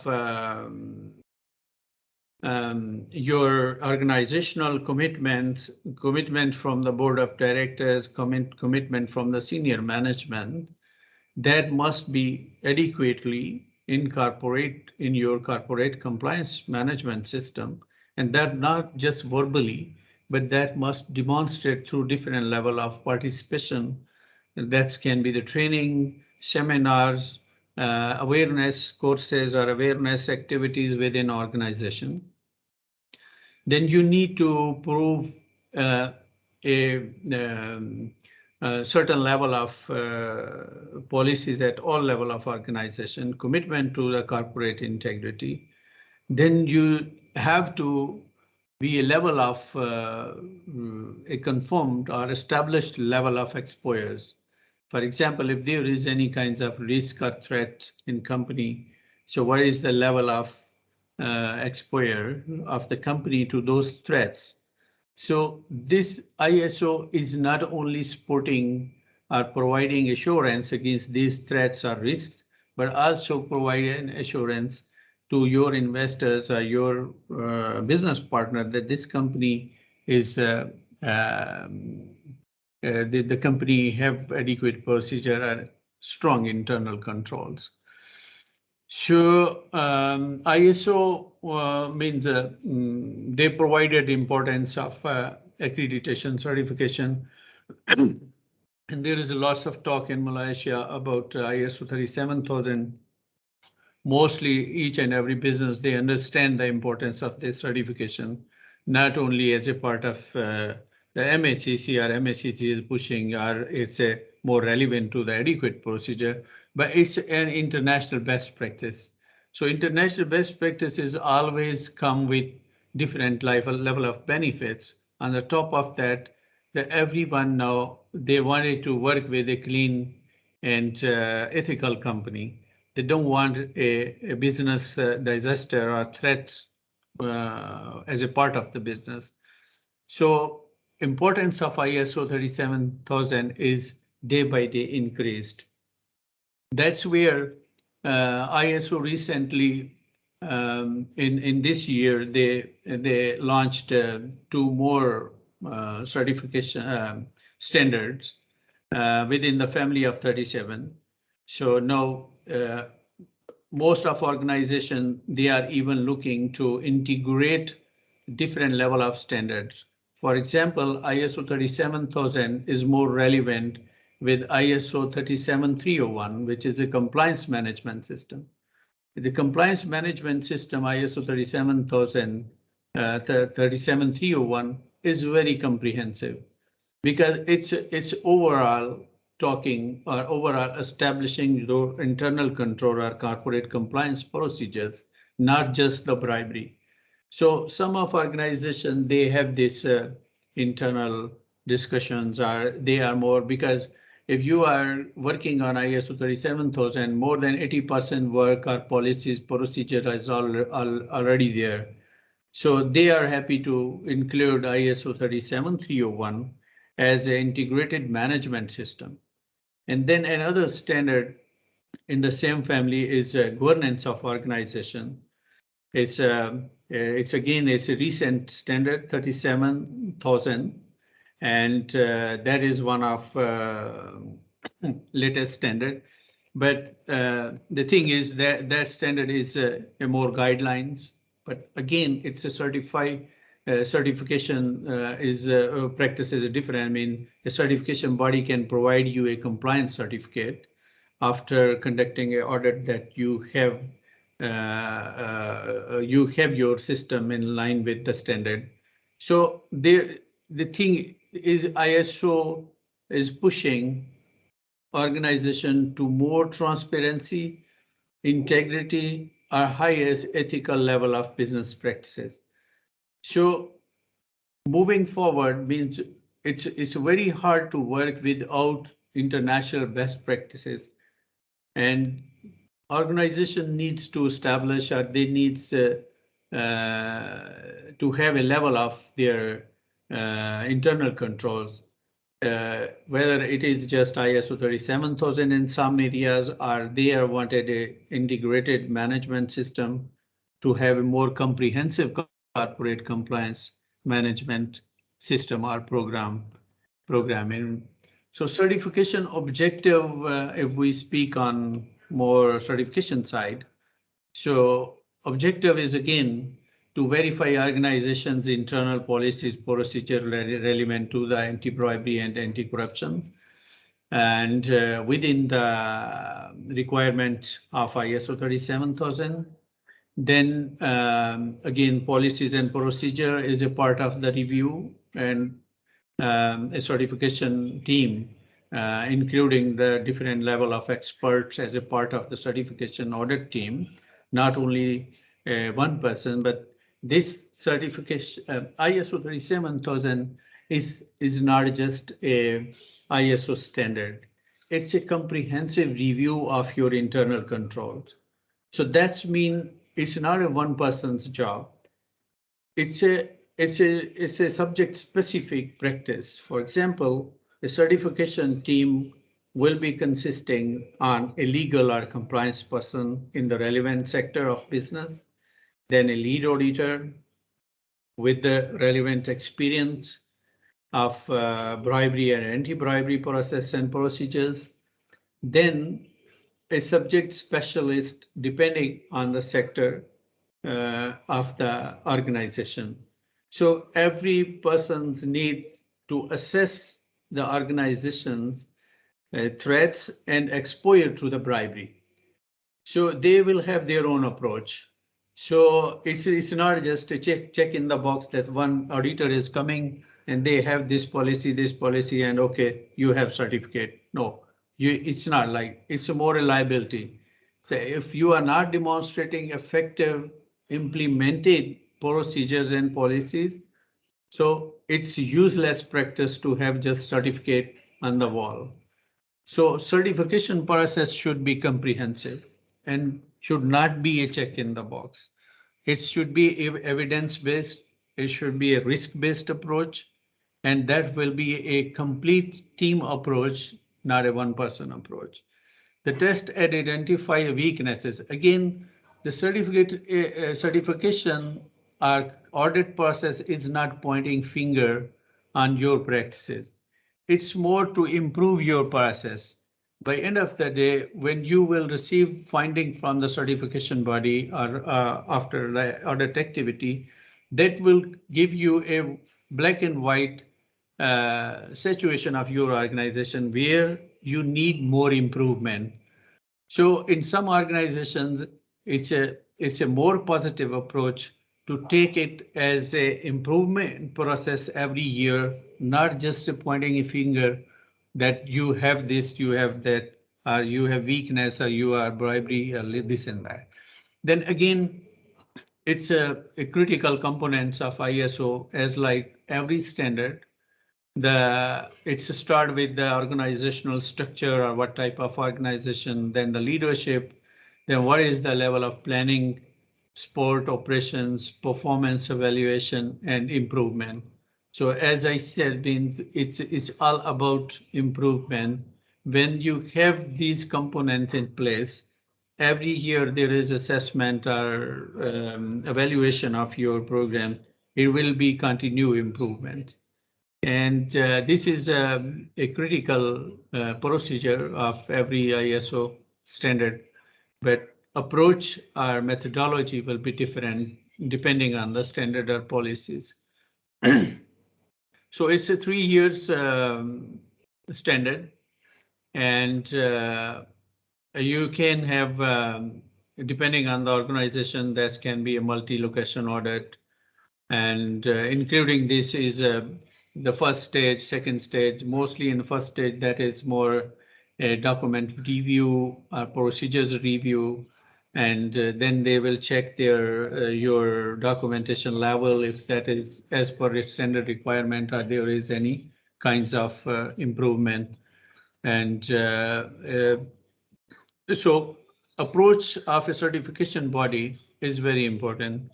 As I mentioned, that this is not a general, or you can say just a ISO standard. It's a more comprehensive approach to assess risks of bribery within your organization or your external business partner. So risk-based approach is recommended in several areas. Then there is other practices that when you are conducting a risk-based certification process or audit process, so there is always a sampling process. So audit team will conduct sampling process based on your practices as to ensure the policies or procedure is effectively implemented, and it's not just on the paper. So ISO 37000 implementation should not be paper-based compliance process. It must be effectively implemented. And if that is not effectively implemented, that will be a not you think mean it's not good for any purpose. It will be a useless practice. It's a waste of time. And by end of the day, if government agency is conducting audit, for example, of your procedure, so that certificate will not help you to demonstrate the adequate procedure if you are not effectively implementing. So planning stage is again, these are the components of certification. So documentation is the first stage. So auditors can conduct a comprehensive review of your policy and procedures. Then they will provide you a detail of missing parts, or if there is any policy or framework is required more improvement, then it's again depending on the industry sector. Then they will conduct interviews. The interviews mean it's not a questioning or interrogation. It's more understanding on the practice of different sector within organization. So what is the type of departmental procedures or processes? For example, if we speak to HR, so in some organization, maybe HR's practice is not conducting background screening. So background screening is the minimum level of employee risk assessment. So it's not a costly practice, but if you don't do that, there can be huge financial, reputational, and litigation issues or consequences, because one bad person, or maybe you are not checking somebody's previous work history, or some gap in the employment, and that person found somewhere convicted, or some kinds of offender. So they will be very hard to defend at that time. So interview conducting with the HODs is to making sure that you have proper policies, procedures that is relevant to identify the key risks associated not only to bribery, but also to the other part of the business. And then program development. So a risk-based audit program is always helpful to provide you a foundation that will provide not only a high risk assessment, but also to provide a foundation to a comprehensive audit, comprehensive compliance risk, corporate compliance program. Audit team can also conduct site visits to understand what is the activities of different sites. That can be headquarters or other branches. Then they will be collecting the evidence. The evidence collecting, again, it's a kind of a random approach, but it's a risk-based approach to sample different kinds of techniques. Sampling techniques can be the objective of sampling techniques is to verify the implementation. So for example, if there is a policy to conduct a training, so that's need to understand that organization is really conducting training and their employees know the zero tolerance policy of organization. So you need to collect those evidence. So evidence can be talking to different employees, getting interview, speaking to different HODs. What level of training is to understand the bribery risk or organization policies. So collecting evidence can be a very important approach of audit process. Then again, it's evaluation and then finding. Evaluation is a part of stage 2 actually.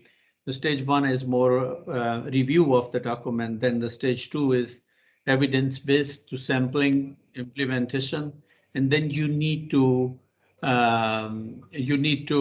demonstrate your evaluation of implementation, and then you will receive non-conformities or major conformity. Yes, please. And the findings will be the last part of this stage. Finding will be an audit report based on the process, and you will receive everything. There can be recommendation, observations, and there are a possibility of areas to improve with the non-conformities. So this is a standard mean reporting stage or process of most of you maybe know the stages of different audit process, so I don't want to waste your time. So auditor qualification is also a relevant process. The certification body needs to improve their auditor skills as per requirement, because this is a very sensitive area. So auditors need to be qualified, not only with the bribery risk assessment or bribery, different kinds of bribery schemes, corruption schemes, but also good governance, corporate governance, or what is the level of regulatory requirements. So these are the area, and 17021-9 is a competency standard which designed by ISO again to meet to assess the competency requirement of auditors or the audit team. And then is this is the auditor's requirement. And then there is again audit approach. So as mentioned, it's evidence-based, that can be risk-based, sample-based, and process-based. So all three approaches are very comprehensive. So by end of the day, these approaches ensure the certification team that the organization they are conducting audit is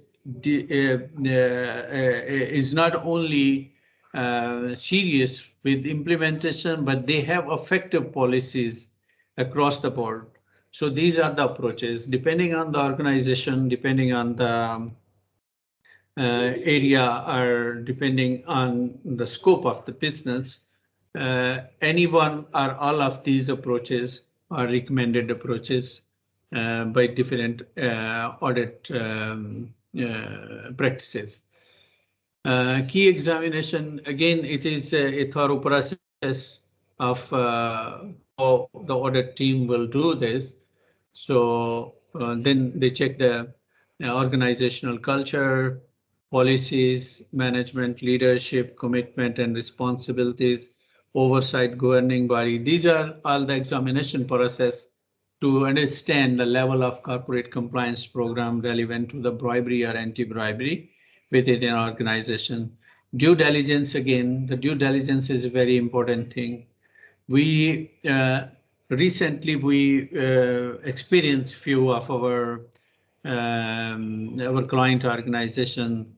The clients needs to design a specific questionnaire for due diligence. Due diligence is not just checking address or name or date of birth. It's a comprehensive practice. So depending on the risk, depending on your relationship with the third party, you need to design adequate due diligence process, not just a due diligence that you check the address, you check the date of birth is enough. No, it's not enough. There is lots of things in due diligence. And if you conduct due diligence, there will be where you are not only safeguarding your organization, but you are strengthening your working relationship with that the other party. So this practice is very important. And implementation of ABMS program based on the bribery risk, again, it's a comprehensive risk assessment process. So these are the areas we already discussed how the review of the documents and the audit process. We will share this slide with you. It's more comprehensive reading, and we will also provide some case studies for your knowledge or understanding. We collected, I think, more than 10 major anti-bribery incident or cases in Malaysia. So there will also a good understanding with what was the root causes of those cases and practice of, for example, what happened. And it's more than 90% third parties are responsible for any kinds of litigation, any kinds of you say the enforcement actions. Mostly third parties are responsible because those agents are paying bribery, they are committing crimes, but ultimately a parent organization or the working organization, they cannot make excuse that we are not responsible for that. So third party risk management is a top level subject. And this is we designed this as a certification process. It's a standard practice. It's more than 11 steps of different stages, and each stage have its own activities, benefits, improvement of processes, and then you will be certified until again it's a kind of a cycle to recertification every 3 years. So this is a standard practice. Again, this is the same steps with some brief introduction. The work will be happening, and accordingly you can set your timelines. The what can be a potential timeline between each and every steps. And this is where we mention weeks time or 1 to 4, 6 weeks time as an estimated indication of timeline. Each organization will have their own processes, or maybe depending on the size of the organization. So audit finding is again, as mentioned, there can be non-conformities. The non-conformities are will be in detail to your reports. So non-conformities are two levels, major and minor. So major is where an organization is not qualified for the certification, and minor is where you have another review of certain areas to improve, but you can be recommended for the certification process. But the major are more concerning. So we detail this, what type of the major and minor. So major are more areas that should not be there at the second stage. And again, as I mentioned, if there is no due diligence on the vendor, there is no process, no possibility of certify under the ISO 37000. So this is very important sector. So you will find this all information and on our slide and our other material. And I hope you get some idea of what can be the risk areas or bribery or adequate procedures. And I'm open to the question or any kinds of further. The advantages of ISO Anti-Bribery Management Systems, ABMS, certification.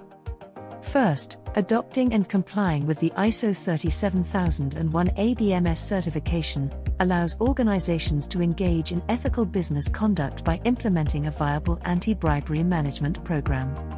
ABMS can act as an informative and exhaustive guide in identifying bribery risks and formulating viable bribery risk management practices. Secondly, ABMS enhances the management, employees, and stakeholders that an organization actively pursues internationally recognized and accepted processes to prevent bribery and corruption. Third, it protects the organization's assets and the interests of various stakeholders from the effects of corruption. If found culpable, the management may be subject to imprisonment while the organization may receive sanctions of fines or orders of winding up. Lastly, the due diligence and internal investigation procedures recommended by the ISO 37001 ABMS allows the organization to adduce evidence to show that it has taken reasonable steps to prevent bribery and corruption. Thank you for both speakers. Just before our just before our Q&A session, I would just like to talk a little bit through ABCs. So just give you 3 little facts. 47% of companies experience fraud in the past 24 months. We obviously have seen unprecedented year with COVID. So more and more companies are reporting cases of frauds, and it's really important that we create a culture not only inside of the organizations but outside to deter fraud. So what is the message? Well, for any business, yours included, the threat of fraud is very, very real. So it is important that you mitigate risk. ABC is powered by CRI Group, but we are an independent certification body. So we offer a complete suite of solutions that help you against bribery and corruption. We have a long list of clients, including the ones you see at the moment, and we have offices across different regions. In partnership as well with CRI, we're on a mission to protect global markets against bribery and corruption. So we are here to help you and help the market. And with that, we obviously are supported by several other organizations that have and share the same mission and the same goal. In order to help you foster an ethical business culture, we offer training and certification, as Safar mentioned before, on 37-1000, but also on compliance management system, whistleblowing management system, and risk management. We also offer training in anti-money laundering, and we obviously have we can offer an integrated management system as well as. So it is important that you have the standards within your framework to deter fraud, bribery, and corruption, not only internally but externally. So now, with our Q&A session starting now, I just wanted to leave that little question as to what is it that you're doing and how you're doing. Perhaps you could share your experience with the speakers and start an open dialogue. No problem. Is there any other questions? There was no questions throughout the live training session, but I assume this is the time. If there's any experience that you guys had in your organization that you like to share, perhaps the right time to brainstorm. Hello all. Yeah. Hello. Hi. I'm Nizam from Northport, Malaysia, Berhad. Nice to meet Hello. you. Hi. It is my great pleasure actually knowing all the speakers. Thank you for this session so much. Yeah. So I would like to dedicate this question to Dato Akbar. Yeah. So just now I heard that one way to preventing corruption actually is to hire honest people. Yeah. So apart from running background check during employment, pre-employment. So what are the mechanics that you reckon that we can know the potential incumbent actually is honest? Yeah. So relying on background check sometimes in Malaysia is a bit difficult. Yeah. So this is the dilemma that we are facing, especially from HR perspective. Perhaps Dato can share any better mechanics or way of checking whether the potential incumbents are honest or not. You see here, the multinational company, the German company, American, and some European company are using polygraph, like lie detector. So this is what they do for recruitment. So what they ask, it depends on what you want, see, what kind of question you want. So it is 98% accurate, and it is widely used by Singaporean. It is one of the world number one, polygraph user in Singapore. All the even their the Ministry of this HR, the HR also are using that. So I think this is one way to reduce. In fact, there are some company here who print money, right? So they go to the extent of conducting polygraph from CEO to the coffee maker. Sometimes for coffee maker can also give you. Even the guard. So sometimes sometimes they give information. When they transport money, right? In the container, right? They can give information to this. So there are some countries, some company are using this kind of thing. So number two, you know, if you conduct what you call background checking the ordinary way, right, by doing thorough background checking, sometimes if you know Malaysia, right, even for urine test, so sometimes you can pay the clinic. No, sometimes they brought their own urine, that kind of thing. So using polygraph, I think it's quite difficult. Number one, of course, you can't overcome that problem. The other one, it's not necessary that your staff are involved in drug, but they are drug traffickers also, right? So that kind of thing. Maybe question us, maybe have you been involved previously, accepting bribe in your previous company? Maybe you have been stealing, or you can check whatever you like. It depends on the question. So this is one of the way. But I think in Malaysia, not many, unless except the multinational company. I think in Singapore it is widely used, and also of course US. So this is one way. Besides you want to conduct through the ordinary background checking, so it's quite useful. But you have to remember that polygraph is got nothing to do with the instrument, the machine. It is the expert, who determine whether you lie or not. Because sometimes it is not plug and play. The problem with polygraph, some of the country people just buy polygraph and without any training, any certification. Then you use software. I think that will be a wrong way, because for polygraph test it takes for screening alone it's about 1 hour, for investigation 2-3 hours. It's a different area. Even you have to look at the room,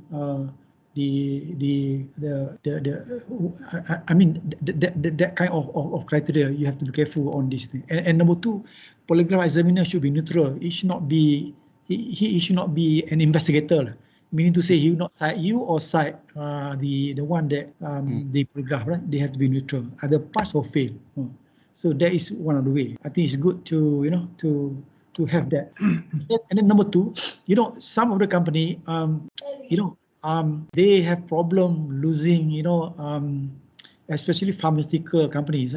People are stealing drug, especially this mak rempit, stealing that kind of drug for their to give to their girlfriend and so on. So normally, they beside recruitment exercise, they use polygraph. But normally the polygraph examiner will warn them, and by telling them that every year you have to undergo polygraph examination. But of course, unless your company have your own polygraph, it's okay. But because it quite costly, so therefore what they do randomly. So this year maybe out of 100 they choose about 10, 20. So you'll be surprised sometimes. Sometimes you ask 20 of them to come to undergo polygraph, right? Maybe 4 or 5 of them run away. You know why? Because they have committed something. So this is preventive measure, meaning to say that maybe out of 10, 8 of them are thinking, better think twice before you commit any crime. So it is a form of preventive also. That's one of the ways. Safar, would you like to add anything? Yeah, I mean, we in our experience, the different clients, they have different scope of pre-employment background screening based on the positions. For example, if they are hiring a CEO level person, so they have a complete integrity due diligence, not just the employment background screening. So they have different scope of background checks, and that can be a 7 to 10 years back litigation history or criminal history checks, global sanction list checks, and sometimes they check comprehensive level of their educational backgrounds and previous employments, especially the regulated peoples, regulated professionals working in financial industry. They have different level of enhanced employment background screening. Thank you. So was that answered? Yeah. Yeah. Very much Okay. clear. Perfect. Clear. We have other questions. So first of all, is Data Protection Act, so I assume the Data Protection Act 1998 getting popular? So mean Data Protection Act, sorry? Yeah, I assume, would you like to, if we go to the chat room, that was the question. I'm not sure in what way. Would you like to clarify in what way you think he's getting popular? Or is that the question? Sorry, it is the Deferred Prosecution Agreement. Deferred.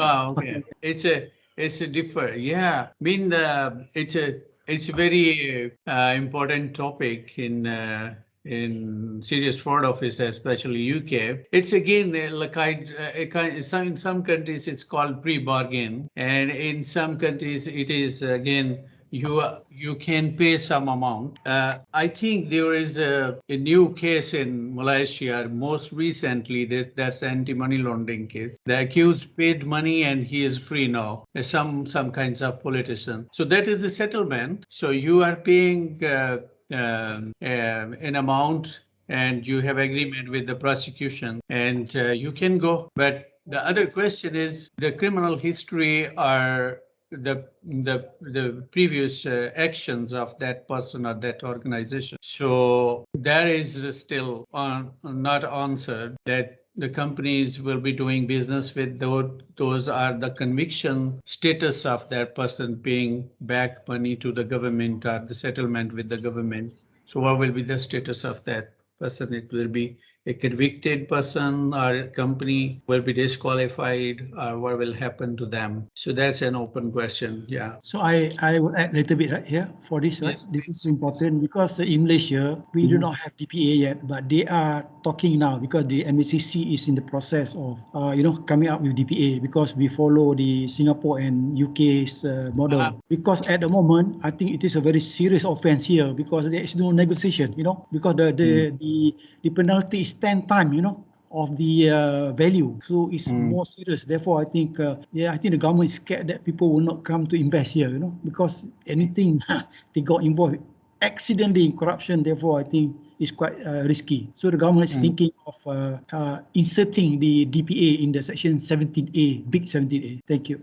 Yeah. So we have one more question and we have a hand risen. So let me just go for the question. So if you look at Pahili, a question to Mr. Dato. So can you share on some of the key takeaways from the one scandal in relation to the anti-bribery, and what are some measures the government has taken to discourage corruption in the country? Okay. And lastly, any ideas where Mrs. Ho Lo is? Okay. So you have to understand that, right? Okay, when they formed the task force, the police was supposed to investigate on 1 MDB, which the value is about 52 billion ringgit, is a lot of money. But the MACC was supposed to investigate only on SRC's case, which involved only about 10 million USD. So the SRC's case was against our Prime Minister, right? Our former Prime Minister. So he was charged on that, 7 charges, right? 3 charges on Section 23, misuse of power. 3 charges on Section 23. 3 charges on CBT, and another 2 on money laundering. So as you know, right, the High Court already convicted him. So he has to pay, of course, 5 times more than the value amount, and the jail was about 22 years, something like that, concurrently. But the problem now, he is appealing, right, in the appeal court. So appeal court, we have 4 or 5 judges, but this is what I'm thinking, right? So knowing Malaysia, right? So in order to make sure that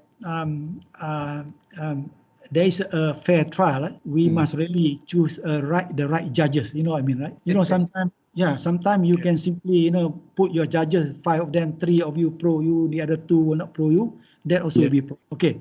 So this is Malaysia. Welcome to Malaysia, right? So this is our big problem here. Therefore, I think since now in fact, that who's control the country now. In fact, UMNO is controlled back, right? Because the Prime Minister is still UMNO's member, right? So people are a bit afraid of this kind of issue. Therefore, I think we have to look at the appeal. After appeal, yet if still he is found guilty in appeal, but there is still another federal court, right? So the higher court. So we have to relook at this matter, because you'll be surprised that there are some people, right, believe that this is nothing to do with corruption, that he has been framed, to be charged on this issue. So this is a political dilemma in Malaysia. So again, so you asked me about Mr. Jolo, right? So at the moment, I don't think they can, locate him. So by locating him, also there is some some quarters, especially who are pro the ex-prime minister, by saying that if you bring in Jolo, maybe this Jolo, maybe there'll be something else, happen. So it's a very difficult, it's a very difficult and complex case, So I think at the moment, I don't know, maybe G15 coming, maybe the UMNO will take over the country again, right? Because it looked like that, they are controlling the country now and they have a lot of money. There is possibility for them to win the heart and mind of people, because in Malaysia everything is money. Sometimes even though now the public are not happy with the government, but once you give them money, maybe 100 USD, they will change their mind. So to me, it takes another 101 years to change the attitude. Thank you. I had a raised hand from Mr. Ferry. Would you like to ask the question? Perhaps we already answered the question. Yeah. No. Yes. So let's go with Any other questions?